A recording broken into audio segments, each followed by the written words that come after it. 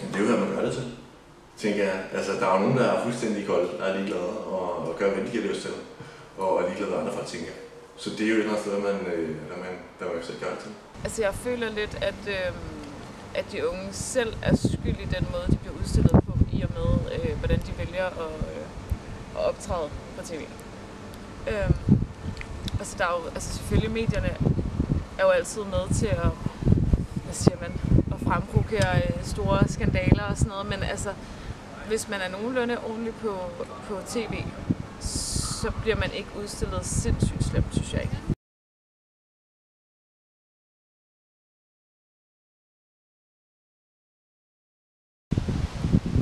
Altså nu var jeg gik jo meget op i spillet, og det skulle være 100% taktisk. Og det var ligesom det, jeg sagde til mig selv, at hvis jeg skal være med, så er det for at vinde. I og med, at du har deltaget i program, så har der været nogle forskellige ting, som billeder og videoer og historier og sådan noget der, som folk ligesom synes kunne være sjovt at lægge ud. Så jo, selvfølgelig har der været noget omkring det, men det er ikke noget, som jeg synes har været slemt overhovedet. Og det er heller ikke noget, som der har påvirket mig, fordi det er ligesom, da jeg gik ind til det her, så vidste jeg så, at det var ligesom chance for, at det var bare en del af det hele. Så det ligesom kom efterfølgende, kom ikke en overraskelse på mig. Vi har lavet et spørgeskema, hvor vi stillede spørgsmålet: har du oplevet, at der er blevet lagt noget ud af det på nettet, som du ikke havde godkendt? Og ud af de 100 svar, vi fik, svarede 55% faktisk ja.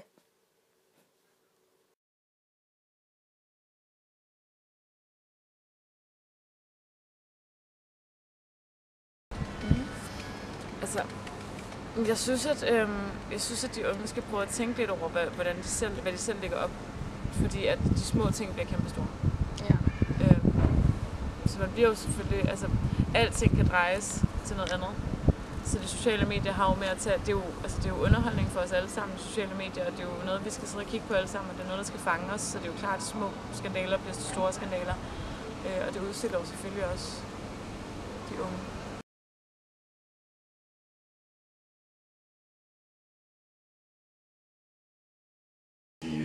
Betegner mig fint, altså det beskriver mig meget godt, men jeg har også nogle andre sider, som ikke vil tage med.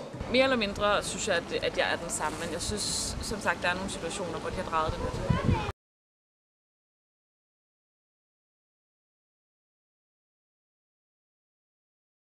Altså det er klart, at folk får lige pludselig, folk der ikke kender en, får lige pludselig, de føler, at de har et forhold til, og kender mig, og det synes jeg jo ikke, det gør. Jeg er så fuldstændig ligeglad med det. Altså hvis en eller anden, jeg synes, jeg er en idiot, fordi jeg gør det, det er fair nok. Jeg tror, at mine veninder har fået et anderledes syn på mig. Men det er kun på den gode måde, fordi at jeg fandt ud af, at jeg havde ikke lyst til at sige noget dårligt om mine veninder derinde. Så på den måde tror jeg, at de har fået sådan mere tillid til mig, og kan ligesom se, at når jeg er glad for nogen, så passer jeg på dem, og så holder jeg dem, og så siger jeg ikke noget dårligt.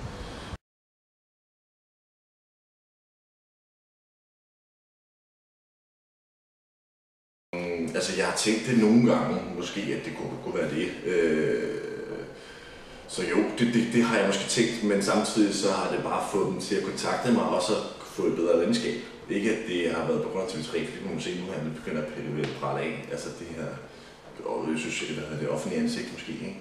Altså, så kan man så se, hvor mange der rent faktisk holder ved, og nogen som måske man mister lidt kontakt med. Ja, både ja og nej. Altså nu synes jeg selv, at jeg er en god menneskekender og kan godt lide sådan, hvem er mine venner, og hvem prøver lidt at ride med på den her kendtisbølge, om det så er fedt eller ej. Men ja, det er der. Altså der er folk, før jeg er gået i folkeskolen, og jeg ikke har snakket med i 10 år, der lige pludselig skriver til, hey, skal vi ud og drikke noget? Ja. Det har bare været et nej tak. Ja, det har jeg. Lige med det samme, jeg kom hjem fra Mexico, eller faktisk da jeg var i Mexico, så loggede jeg lige på min Facebook, og der var det blevet offentliggjort, at vi skulle være med.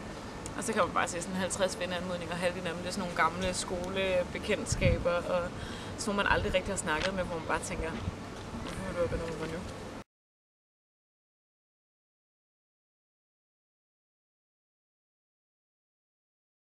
Jeg tror, ungdommen, altså nu skal det ikke lyde som om, jeg er sådan gammel tosse, men unge nu her, og måske også lidt inklusiv min egen ungdom, er lidt mere vild, end den var før her. Altså, det er hurtigere med fest og farver og derudad. Det kan du så også se på Paradise, at de folk bliver yngre og yngre, der er med i programmet, så er de 18 år lige pludselig. Så vildt skal helt klart være en. Der er mange, der er rigtig forkælet, men også bare hele sådan, kulturen og samfundet er du jo som dansker ret heldig. Så du får SU, og du har det godt, du har gode muligheder. Ungdommen er blevet, synes jeg, alt for afhængig af sociale medier.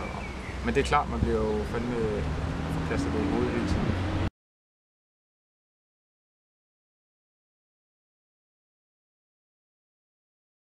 Jeg tror, der er rigtig mange ældre, der bliver lidt forarvet over ungdom i dag på grund af de sociale medier, fordi de unge bliver fremstillet som om, at de er sindssygt vilde og bare går i byen og horer og drikker og giver den gas. Og det er der selvfølgelig også mange, der gør.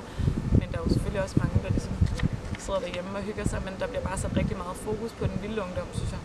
Jeg tror bare, at der ældre mennesker glemmer nogle gange, at tiden også ændrer sig, og dengang de var unge, lavede man de samme ting, som man gør, når unge i dag ligesom er.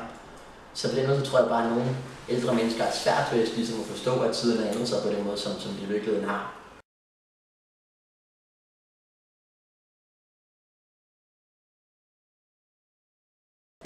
Nej, ikke rigtigt. Altså, måske lidt. Altså, jeg arbejder med noget helt andet, end jeg gør nu.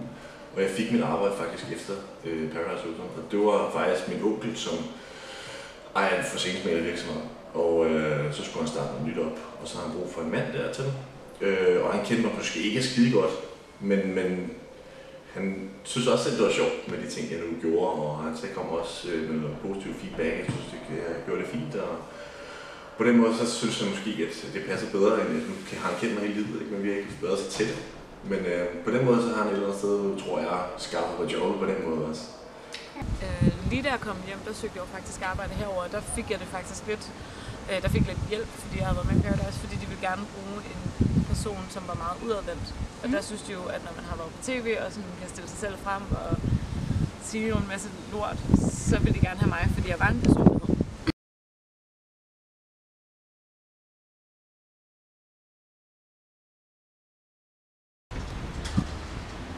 Jeg føler, at TV3 udstillede mig på den måde, jeg var inde på til. Og det var en kold skid, der bare gik op i spil. Okay.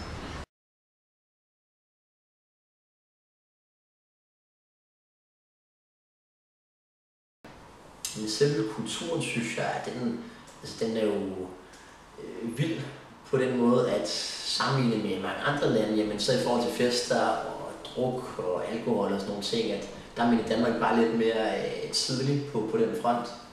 Så jeg vil beskrive den som vild, men jeg synes også, at den tit ofte kan være god. Der er selvfølgelig forskellige typer af unge mennesker, men generelt set i hvert fald det, jeg kender, det synes jeg, de har en god indgangsvinkel til de forskellige ting, selvom det kan være de lokale, men så stadig det der med, de, som vi taler om tidligere med, de er lidt modige, synes jeg er en rigtig stærk ting. Den er jo bygget op omkring det her med, du skal have likes på dine billeder, og du skal poste så meget om dagen. Og så er det jo bare fest og farver. Så det er jo helt ned til folkeskolen. Da jeg gik i folkeskole, var det ikke fest og farver.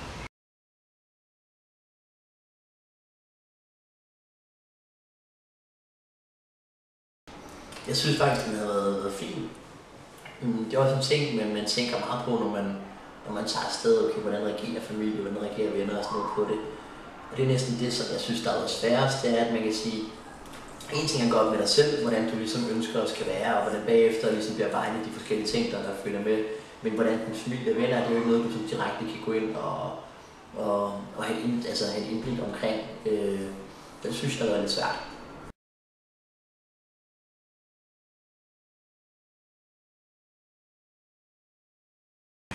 Jeg synes, at folk sådan generelt lidt fremstillet, som de er. Men igen, som jeg sagde før, det her med, at det er nemt for TV3 lige at sige, hey, nu viser vi kun, når hun siger noget dumt, og så bliver det den dumme. Men sådan, min holdning er typisk, så bliver folk fremstillet, som de er.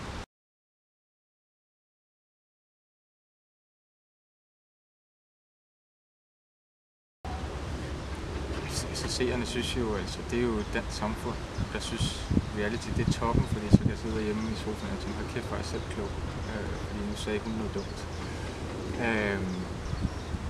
det tror jeg bare er sådan en generel holdning til hele det her reality. Altså det er jo helt sindssygt så meget altså noget tv, der er kommet. Selv sådan TV2, som var en fornuftig kanal, ikke? Er jo begyndt at vise forskellige reality-programmer. Altså med dating og Ja. så det gør jo et eller andet ved folk, der ser det derhjemme, og de synes, det er fedt, at folk siger noget dumt, eller det er bare et lille grin, eller det er, at man bare kan lægge sig tilbage og ikke helt følge med i det, og godt komme ind efter 10 afsnit, og stadig nogenlunde styr på, hvad der sker. Okay.